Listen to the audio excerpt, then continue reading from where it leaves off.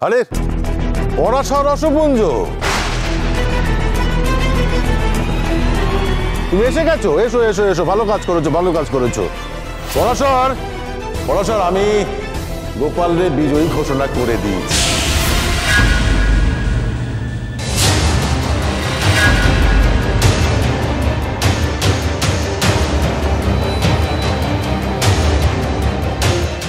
মানে?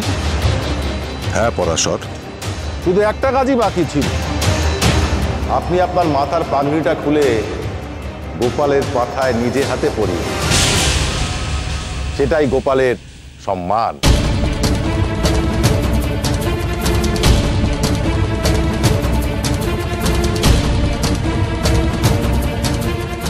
একদিনে এত কিছু বদলে যায়? আপনি চিরকাল আমাদের রসরাজ পরাশর হয়ে এসেছেন, আর আজ শুধু পরাশর করে ডাকলেন। এই বালকের জন্য আপনি সবার মধ্যিখানে আমাকে পাগড়ি খুলে দিতে কইছেন? আপনি নিজে হাতে একদিন আমার এই পাগড়ি পরিয়ে দিয়েছেন।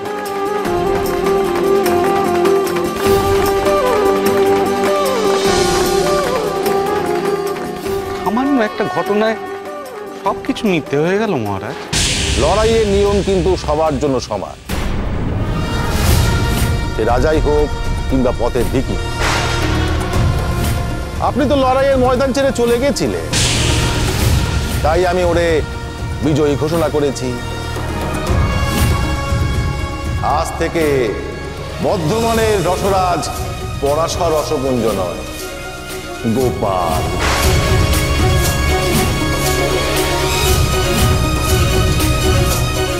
যোগ্যতরে সম্মান জানানোর মধ্যে কোনো অসম্মান নেই পরাশর।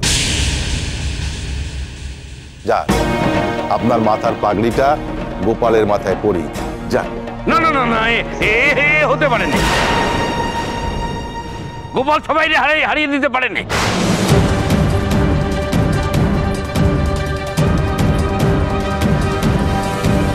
কেন রামলোচন, তোমার কি সমস্যা হচ্ছে? আসলে মহারাজ, উনি আমারে তুলে নিয়ে গিয়ে কাল রাত্রিবেলা ভাঙা কেল্লায় বেঁধে রেখে দিয়েছিলেন, ছেড়ে দিয়েছিলেন শেয়ালের মুখে।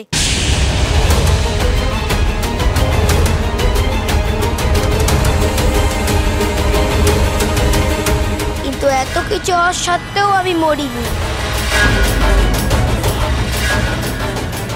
ও, এইবার বুঝেছি গোপালের সভায় আসতে কেন দেরি হয়েছে। একটা কথা আছে না, অঙ্গার শত ধৌতেন মলিনত্বং ন মুঞ্চতি। তার মানে হলো, কয়লাকে তুমি যতই ধো সে কালোই থাকে। তুমি হলে তাই। হ্যাঁ, তুমি একটা নির্লজ্জ। শুধু নির্লজ্জ না, তুমি হিংসুটে। গোপাল তোমার সন্তান সম, আর তাকে কিনা তুমি শিয়ালের মুখে ফেলে এসেছিলে। আজ থেকে তোমাকে আমি বরখাস্ত করলাম। তোমার প্রধান প্রহরীর পদ থেকে আমি তোমাকে বরখাস্ত করলাম।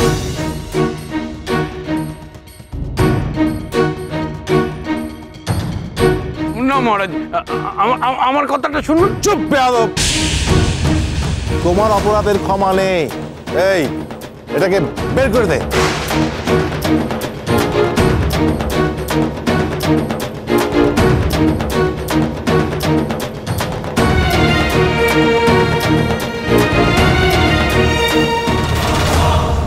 পরাশর, কি হলো? আপনার পাগড়িটা খুলে গোপালের মাথায় পরিয়ে দিন।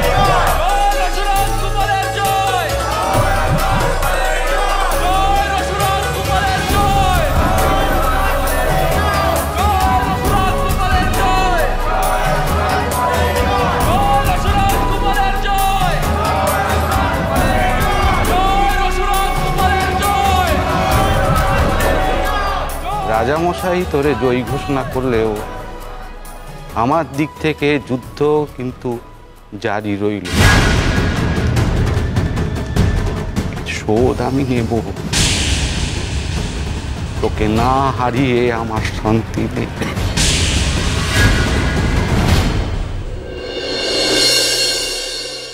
জানো কুসুম, আমি দেখেছি ফুলচর্চাতে, ফুলচর্চার ঘর, ফুল দিয়ে একটা সাজানো ঘর, একটা খাট,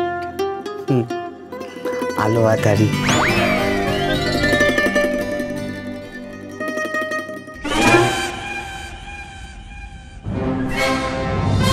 প্রভু, নোয়ার শাখাপলা যে খুলতে নেই নে, তা কোটা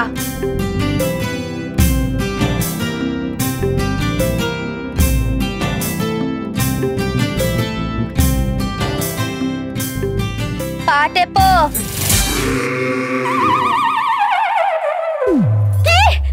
আপনি শাড়ি আর আমি ধুতি। হ্যাঁ গো কুসুম, আমি ঠিক করেছি। আর তারপর তুমি আমাকে দিয়ে ভালো করে তোমার পাটে পালে। আপনি যাও, একটা স্বপ্ন দেখলেন সেটাও এরকম। এবার কোথায় যাই মা?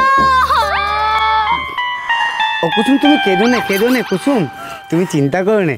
স্বপ্নে আমি তোমার খুব ভালো করে পা টিপে দিয়েছি। ফুলসজ্জাতে এরকম হয় নাকি কখনো? সেসবের আমি কি জানি? আমার কি ফুলসজ্জা হয়েছে নাকি? তুমি তো ফুলসজ্জার দিন রাত্রেবেলা আমাকে ঘর থেকে বার করে দিলে না?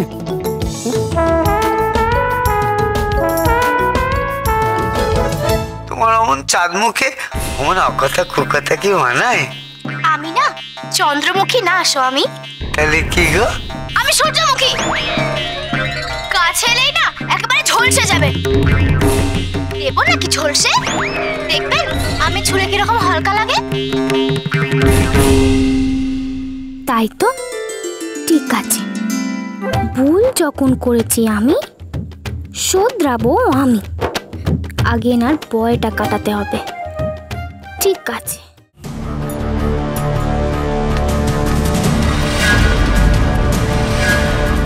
অপরাধ নেবেন না রামলোচন দাদা, আমাদের মাফ করবেন রামলোচন দাদা। রাজসভায় দাঁড়িয়ে রাজার হুকুম। চুপ কর হতভাগা।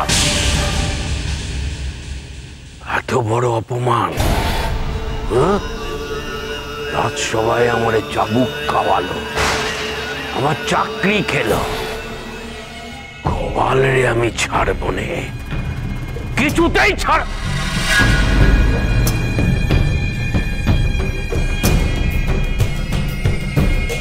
রসরাজ, আমার আর ওই নামে ডেকো নেই। একই কথা বলছেন? আমার কাছে বর্ধমানের রসরাজ তো আপনি ছিলেন, আছেন, থাকবেন। ওই রাজার আদেশ তো আমি মানিনি। আমার এসব ভালো লাগছে না রামলোচন, আমি যাচ্ছি। কোথায় যান? দাঁড়ান দাঁড়ান, দেখুন অপমানিত আমিও কম হইনি। আমি চাবুক খেয়েছি, চাকরি খুইয়েছি। তাই গোপাল যেমন আমার শত্রু, তেমনি আপনারও শত্রু। কি কইতে চাইছো তুমি? ওই যে কথায় বলে না, শত্রুদের শেষ রাখতে নেয়। রামলোচন, হেয়ালি আমার ভালো লাগছে নে, স্পষ্ট করে কও। কি কথা রসরাজ? হ্যাঁ, পাগড়ির সাথে সাথে বুদ্ধিটাও কি গোপালের দিয়ে এলেন? নইলে এত একটা সহজ কথা বুঝতে আপনার এত সময় লাগে? গোপালরে আমি শেষ করে দিতে চাই। সেই জন্য আপনি আমার পাশে থাকুন। আমি আপনার পাশে থাকবো। আমি যদি আপনার পাশে থাকি তাহলে তো আপনারই লাভ। কি ভেবেছো কি তুমি আর আমি এক গোত্রের? আমি গায়ের জোরে বিশ্বাসী নই। গোপাল আমার শত্রু ঠিকই, কিন্তু তার জন্য যা করার তা আমি করব। তোমার আর আমার রাস্তা আলাদা। তোমার উপকারের আমার দরকার নেই।